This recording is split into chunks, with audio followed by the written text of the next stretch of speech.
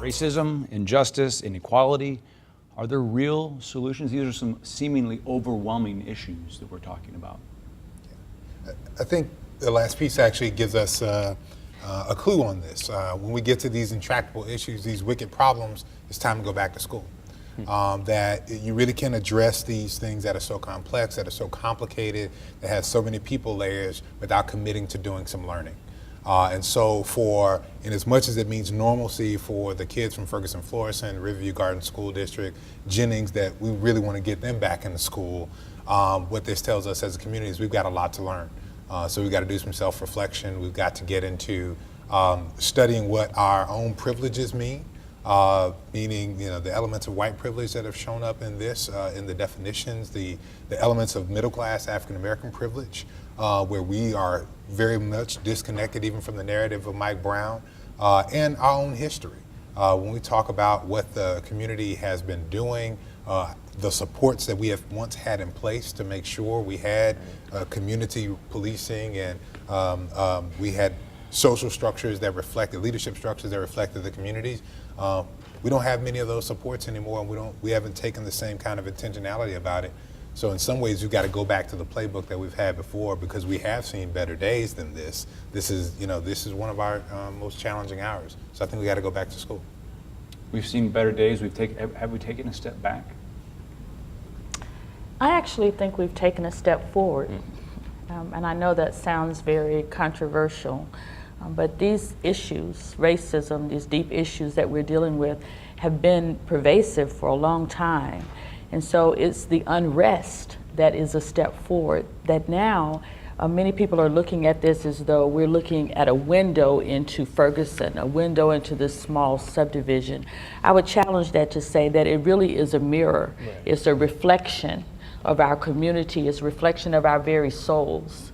And so for me, it's a step forward, a tragic incident that, tragic in and of itself, but is now being used to make not just Ferguson, not just St. Louis, but the whole nation look at what happens when people are oppressed. So this openness that's here to go back to school, I mean, what does that look like? I think we're all really clear that we were just saying back in the group how much we're all still grieving and in shock, and a lot of people are processing that in a lot of different ways. What I've seen over the last few days in the churches don't move like speedboats. Churches move like oil tankers. It takes a while to get up to speed, right? And the question is whether we'll get those oil tankers moving, and other community institutions, neighborhoods and schools and so forth. Will we get them moving while this window is still open, or will we let it shut before we get there?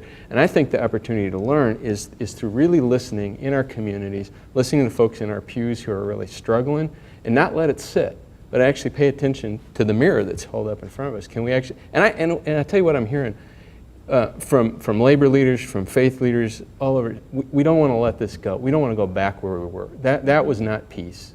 That was the illusion of peace. We actually need to dig deep, and I think people are ready to do that. So if somebody wants to get things to get back to normal, what do you say to someone who might say that? We need a new normal. Yeah. We need a new normal. Just a few days ago, when we were worried that violence would erupt in the streets again, I opened the church for all night long as an alternative for people, whether they were in the streets or not, but just wanted to be together.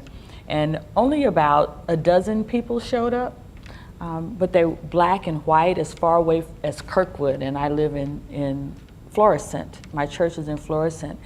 And after we prayed, and it was just a quiet place, no programming, there began to emerge this conversation about race, this conversation about privilege. And I just threw the question out, why are you here?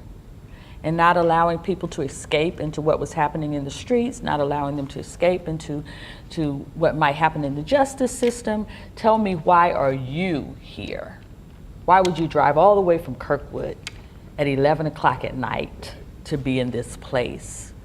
And we began to tell those stories, and what began to emerge is that we've become so different, so distant from one another, that we don't really know one another. You know, some people said, I'm here because I feel guilty. and I don't know what to do. Some people said I'm here because it's an alternative to being out in the streets. We began to have those conversations about what it's like to raise an African American child in St. Louis, about what our roles are in terms of whether or not you have privilege in certain areas or not. It was a sacred moment just to have that conversation. How do you have those sacred moments when you're not opening the church in the middle of the night because of the crisis mode that we're in? How do we have these conversations going forward when the crisis presumably is past? I mean, one thing that I heard on Sunday visiting churches was that when you talk about the normal, that some of us, we have to keep saying us, I think. The us has to get bigger, right? People were saying, I don't see myself in the future in my community. And there's this tremendous pain and fear about that. And there's an alternative. I'm sorry, say that again. Explain what you mean. They don't see themselves in their community. This is the reality in the church on a normal Sunday before this happened, because most of our churches are struggling. And so people look back and they say, the church when I was raising my kids, that church isn't here anymore. So every time they walk in, they feel like there's a sense of loss. And so when there's this kind of expressed frustration and tension and violence in the community, it just makes people feel even more like they're cut off. There's no place for them. But the alternative is to broaden at us. And if I can see that the people around me, whoever they are, who might be different from me, they've come from a different place, or if those are my people, if the us is the people that are around me, then I have a new legacy. And my community can live forward in new ways that might be actually exciting for me if I open myself up to them. So I think how do we create that excitement? How do we create the space where people can be courageous to build new kinds of communities that we have never had? And would change the world if we had them here in St. Louis. Can we do that? I think we can. We've got to capture the embrace that we have right now. I was, so Antonio French, who has, through his really courageous kind of citizen journalism, bounded on the national stage. Alderman here. of the 21st Ward in St. Louis. Absolutely. He posted a picture on Twitter yesterday, and of course he has like 1 million Twitter followers now. Posted a picture yesterday of him between Maria Chappelle-Nadal and Jamila Nasheed hugging and kind of hamming it up. And he says, for those who know St. Louis politics, this couldn't have happened 2 weeks ago. And those of us who follow politics closely understand clearly what he means.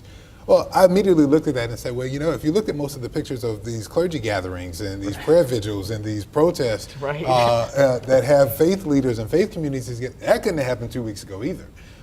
So the question is, can we capture this embrace? Remember what it feels like. I mean, it really does require some reflection on these moments and digging into these pictures and saying, you know, I never stood, Pentecostal assembly in North St. Louis City never stood side by side and locked arms with folks from First Congregation in Webster Groves, with folks from Unitarian Universalist Church in the city.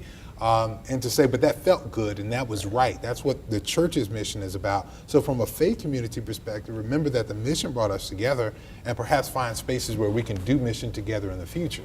Remember those times in this community when leaders like Rabbi Shook and Reverend Nance came together to create Faith Beyond Walls and got faith communities out there doing stuff together and then taking time to reflect on it. I mean, those moments are the ones that I think will help us. I'm less about conversation. Let's do some stuff together. Right. It was a crisis that called us to do and to act that brought us together. So I think these spaces are spaces where we do together.